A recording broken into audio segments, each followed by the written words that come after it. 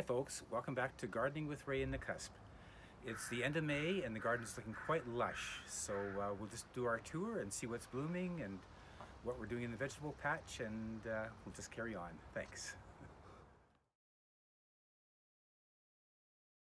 This isn't exactly blooming, but I thought we'd mention it anyway because it's a kind of a unique shrub.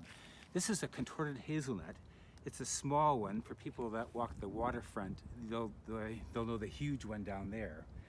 And but the nice thing about this one is its first leaves are a beautiful purple color. So even when it's usually the nicest time this looks is when it's got no leaves on it, and you see all the contortions. But for this variety, it looks quite beautiful in the springtime when these nice purple leaves are on it. Then later on they turn green, but it's just another added feature. And you don't see these around that much. They're hard to find, so it's nice if you can find this variety because it's got a little added bonus for you. So now we're looking at Saponaria, commonly called Soapwort. And this is the rockery Soapwort. And it's quite a little bit of an invasive plant. I didn't even plant this little one here. It just seeded down, and I thought, well, that's an excellent spot for it because it loves sitting in the rocks. And then here's the original patch.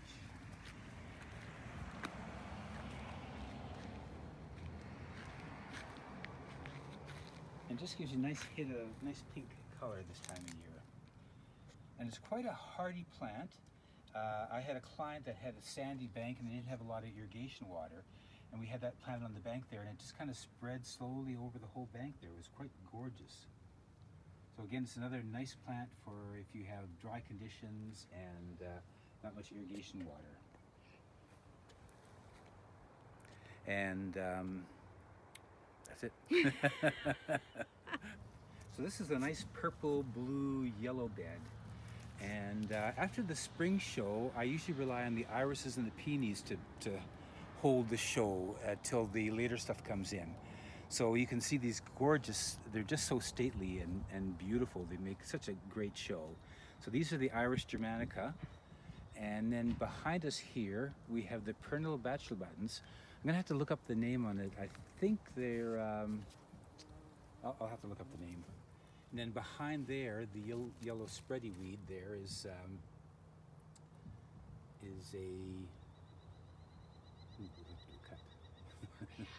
Euphorbia. Thank you, Joe. Yeah, so that's like a woodland euphorbia, and it spreads quite rapidly. But I don't mind. This is kind of a wild garden here, so I just let it spread by itself.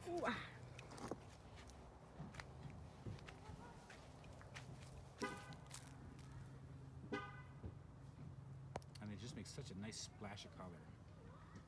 So nice.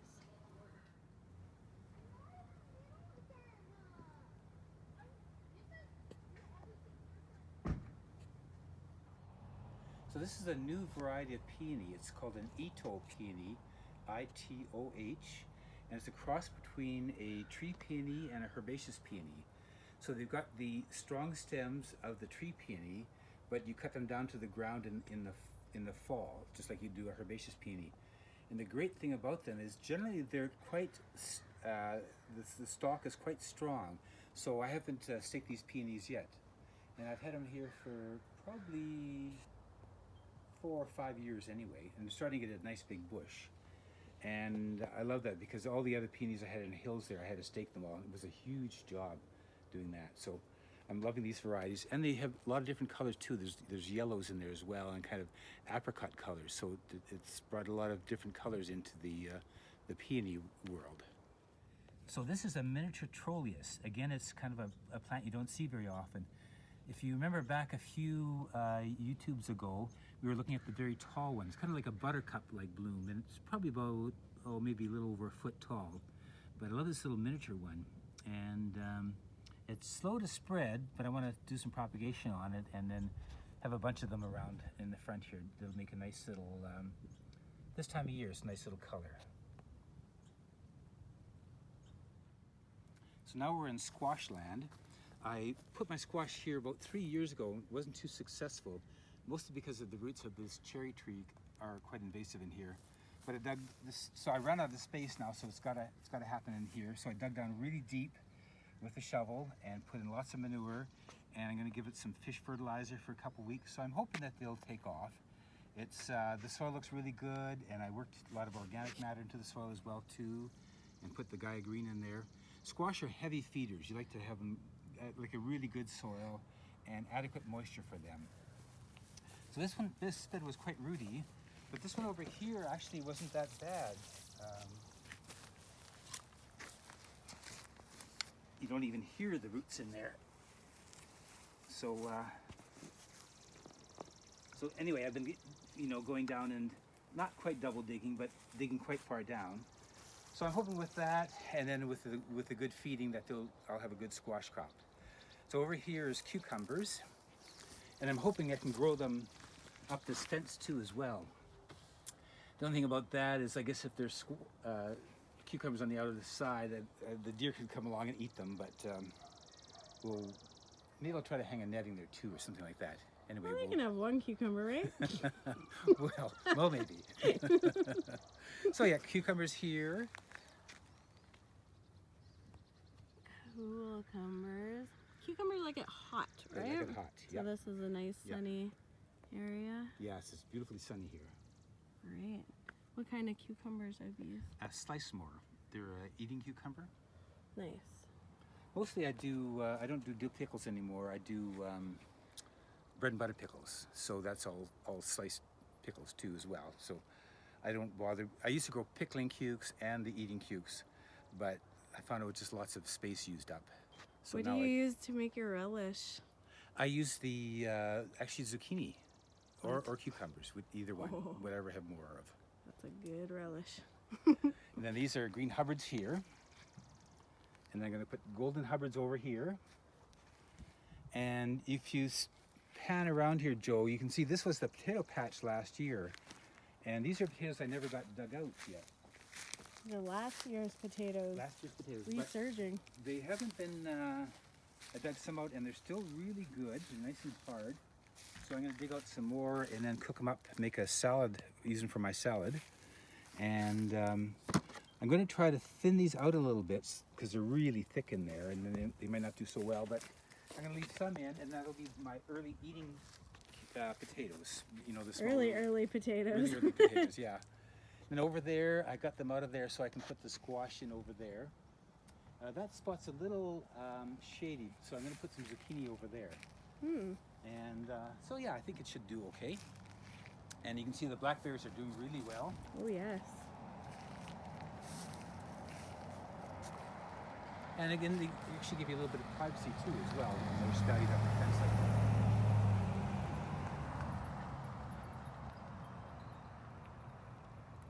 Beautiful. So these were started 2 weeks ago, and I think 2 weeks ago on Tuesday. I forgot to mention, Gail works in my grow room, planting stuff up for me. So it was really nice of her to do that. She potted up corn and beans and squash, and it doesn't take long. You don't want to leave them that long in the pots. So 2 weeks is just fine to. So I got them. They were in the grow room, then they were in the greenhouse, and then they're out in the garden. I put them out. Started yesterday and today, and then hopefully finish off tomorrow. Yeah. So now we're back in the veggie garden, and we're going to talk about succession planting. So here, if you remember, there was a lettuce patch here and the spinach patch here. So it was looking really good, and it was starting to get hot now. So I harvested the spinach, and I got 30 pints bags of spinach in the freezer now. So that was a good harvest, and then that's be nice for Spinach pita, or for putting in lasagna, or just an egg stir fry. So now I had these plants all ready to go. So as soon as the spinach was finished and got taken out, I put these plants in here. So over here we have the Salerno tomatoes. That's a golf ball size tomato, kind of like a patio tomato, but not like Sweet Millions where they're really tiny. This is a good size, good for shish kebabs and good for cutting into salads. So that's the Salerno tomatoes. Now these are a couple of lettuce plants that I left in here, and you can see how they make the second crop. Like this one was harvested quite a long time ago, so it's got a great second crop on it. But when it starts getting really hot weather, like if the 30s and late 20s kick in, then it's going to be too hot for it and it might get bitter. But for now, it's just a little good.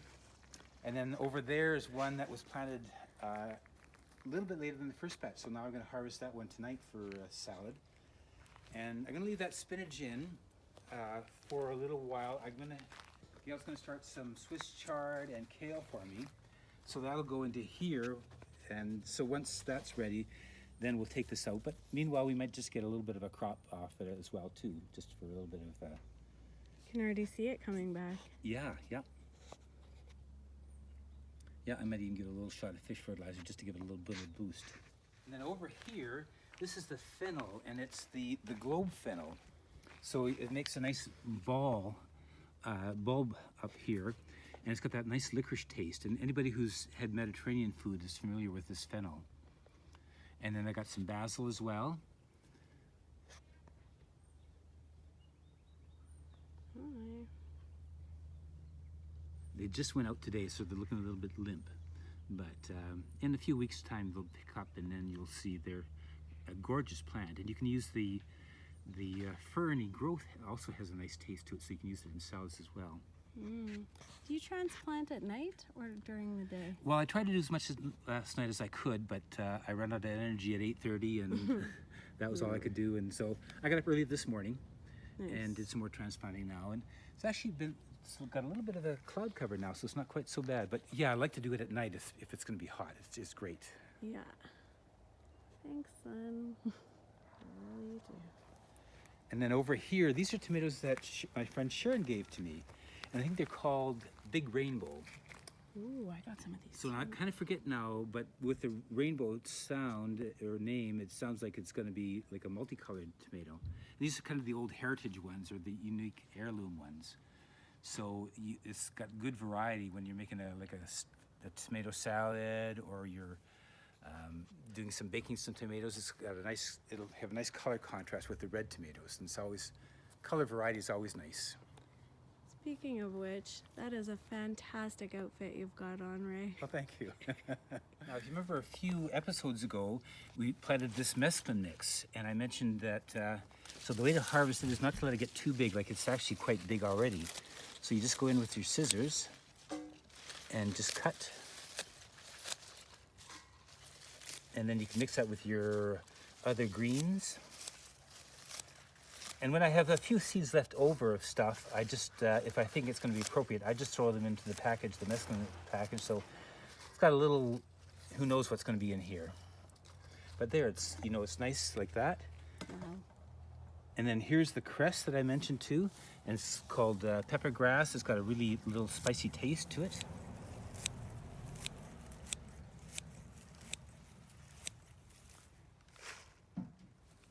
And you just give it a quick wash and spin dry, and then add it to, so I'm gonna harvest that big lettuce over there, and I'll put this into it. And as well, we got parsley, and we got cilantro, and Look at the stock on that guy already. and then there's, help me, Joe. Oh, this is arugula? Arugula, yes, thanks. So I let it get a little bit too far, so what I think I'm going to do with it is to cut it down quite hard and start it over again. Ooh. So I'm going to, hopefully you can take some home with you. I think so. We'll just cut it back, and then we'll just take off the good leaves. And we'll just start it over again because it's getting kind of woody and very tall. So you don't want it to get, this is what, a foot tall? Yeah, usually I like to harvest them when they're young and just pick off leaves and stuff like that, not let it get this big. It smells so good. Doesn't it smell great? Yeah. I just love it. It's just so good for salads. I'm kind of obsessed with it. I put it in my smoothie this morning. Yeah.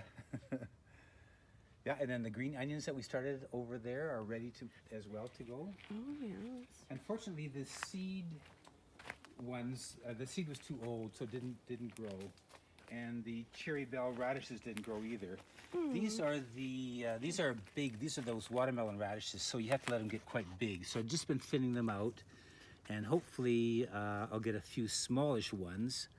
But unfortunately, my cherry bells didn't grow, so these will be smaller radishes. This is a Easter egg mix, so it's going to be, I'm not sure what colors, like white and red and purple. And so they'll be smaller, so you can harvest them when they're little. And then you can see these are getting big. So I gotta harvest them and use some of those. I'll probably use these 2 big clumps up right now.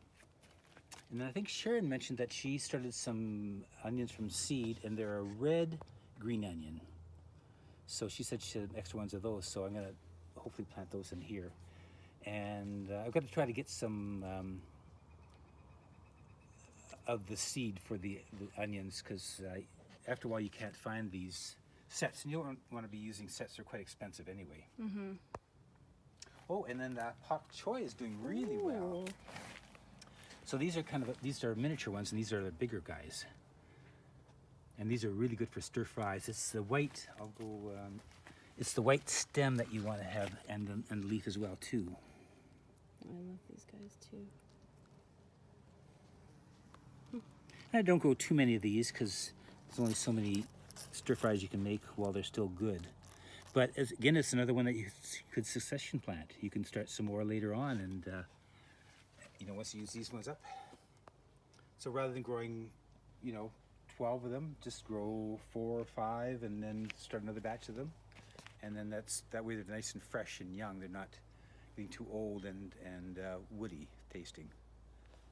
So beans come in 2 varieties. They're pole beans and bush beans, and I like growing both. The bush beans produce earlier, and then your pole beans produce a little bit later on. So again, you're lengthening your crop of beans. And so with the pole beans, you need some nice poles for them. So I've been using rebar lately for all kinds of stuff, for staking and for the construction. And so what I did here is I made a teepee. Here you can see the teepee. So there's a teepee on either end. This end here as well too.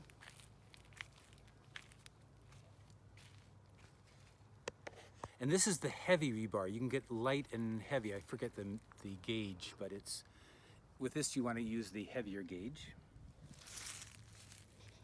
We're ready for you. Do you need the heavier gauge or? Yes, yeah, you like to have the heavier gauge. And then I put a rod through the middle. And then all I did is just lay up rebar on either side and just tie them, so it's nice. It's a good sturdy construction. A bungee cord? Yeah, all kinds of stuff. Okay, whatever you got around. Whatever was handy. Nice. The only problem is they do go high, and I don't worry about the beans way up high. I mean, sometimes if I wanted to, I could get a little bit of a step ladder out and pick them, but That's pretty tall. yeah, they'll probably go and they'll catch onto the telephone line and move along that way. And so I just planted these last night. So I put the bamboo stakes in just to kind of help guide them to the poles. When I was doing construction, I was a little bit worried. I thought maybe the rebar might get really hot and it might burn the plants. But so far it's been okay. I don't know whether it's because the plant kind of gets up it and shades it a little bit before it gets really hot, so that seems to work. And again, these were started 2 weeks ago. Gail started them again, and in 4-inch pots. And last night I just took them out of the pot and just put them into the ground. And that way I know, what's growing, because in the beans there, probably had about a third, even in the grow room, ideal conditions, about a third of them didn't grow for some reason. So it's nice that, so then I knew, and I can space them out appropriately. So, and then here's the corn. Now, all the beans were started in 4-inch pots, but the corn was planted in the plug tray. And I'll get you a shot of that, because you don't want them to, you don't want them to be in the pot very long, so they're kind of in a long tube rather than a 4-inch pot, which is broader. So I have a patch here, and then Gail's going to start another batch for me on Tuesday, and that'll be right next door here. And you want to plant corn in a block because it's wind pollinated, so it's the pollen from the tassels has to get onto the ear of the corn, and it's the wind that pollinates them, it's not the insects. So that's why you plant them in a block, so that as the wind comes and blows, then the pollen will fall down and hit the ear and pollinate it. And we have been getting wind recently. We have been getting wind. So there's been mixed success with the brassicas. I was pleased how big the broccoli was going till I came out today and I saw that they're actually making a little bit of a broccoli crown. And unfortunately they're too small to be making that. They're not going to make a big head. Ideally I like them to be, you know, much bigger before they start making the broccoli crown. But that's the way it is. So I think it's because there was a little bit of cold period. So there was warm and then cold, so they got a little bit stressed out. And ideally want to prevent that, but this is what happened. But with this variety, it's really nice that after you get the main head, and even if it's not a big head like I'm used to, it'll be smaller. But after that, they still produce side shoots. So all season long, you get nice side shoots, and we'll probably get bigger side shoots because it wasn't such a big head on it. And then so through the whole season, if you collect those and freeze them, you'll still get enough, you know, broccoli in your freezer for the winter time. So I think it'll be okay, but ideally I was hoping to have a nice big broccoli head to show you. Next time. Next time. Yeah. So another really important activity this time of year is staking as well too. I don't have as much staking as I had in hills, but I still have a fair bit. And the peonies are a really good candidate for the staking. So here, Teresa staked this one up the other day for me. So you want to have stakes that are tall enough that you know, you're going to be able to get the height of the plant, but not too tall. So to me, I don't mind staking. I think it looks like the plant is cared for. To me, it doesn't distract from the plant. Mm-mm. And then you can see here where the string is.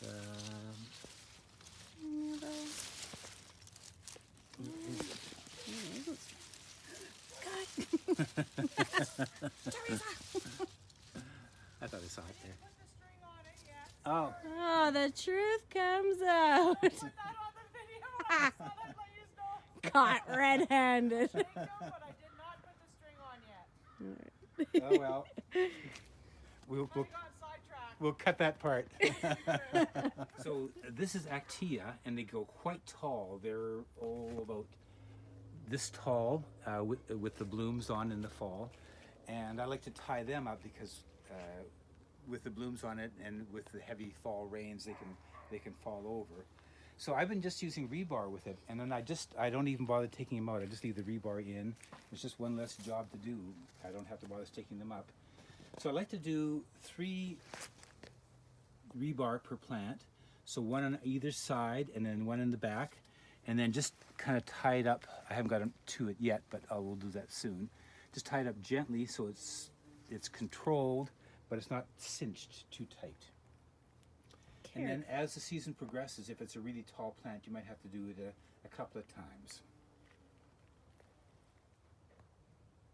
So this is Salvia, and it's a really wonderful perennial, and it's quite tough and quite drought tolerant. It's in a sage family, and it doesn't go very tall, but sometimes I find when the blooms are on, sometimes it'll just fall open on it.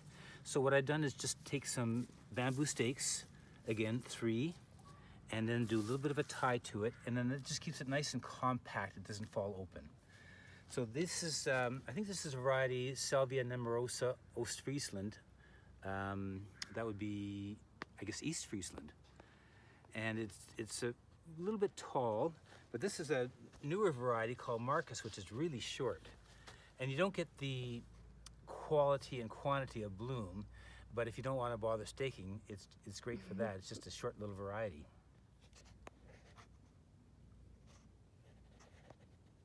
So as we're walking around the garden and you see these varieties that it's hard to find, years ago there used to be a nursery in Maple Ridge called the Red Barn Nursery, and they did a lot of their own propagation, and it was wonderful to go there. I mean, it's a gardener's delight because it had all kinds of stuff and stuff that you never even heard of before. So when I used to go to the coast to see my folks, I'd always go to the Red Barn and always come home with something, you know, spending hundreds of dollars just because there was all these neat, cool varieties of stuff. Unfortunately, they closed down, so I miss that, and it'd be nice to have a nursery. I mean, it's great to having nurseries with, you know, common stuff and our regular stuff, but to have one that specializes in unique stuff and searches plants out and does their own propagation would be great again. So I think there's an opening there for anybody that wants to do that. Or if they know someone who does it, Or if they know somebody who does it. drop a yes. line in the comments. Yes. And while we're here, this is kale from last year. And I didn't use it all up, and so it's gone to flower now. But I thought that's great. The bees love it.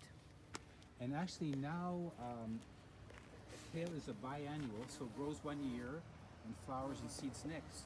So now I can collect the seed from this and use it for my own, use it for growing my own stuff for next year. So at some point we'll have a seed expert. I know a little bit about seeds, but I'm not an expert on it. So at some point maybe we'll have a seed expert come in too to talk about saving seeds. But meanwhile, it's just a gorgeous plant, a beautiful yellow flower. It'd be great in the ornamental garden, but it doesn't last too long. But the bees love it, and it's good for attracting bees to your garden.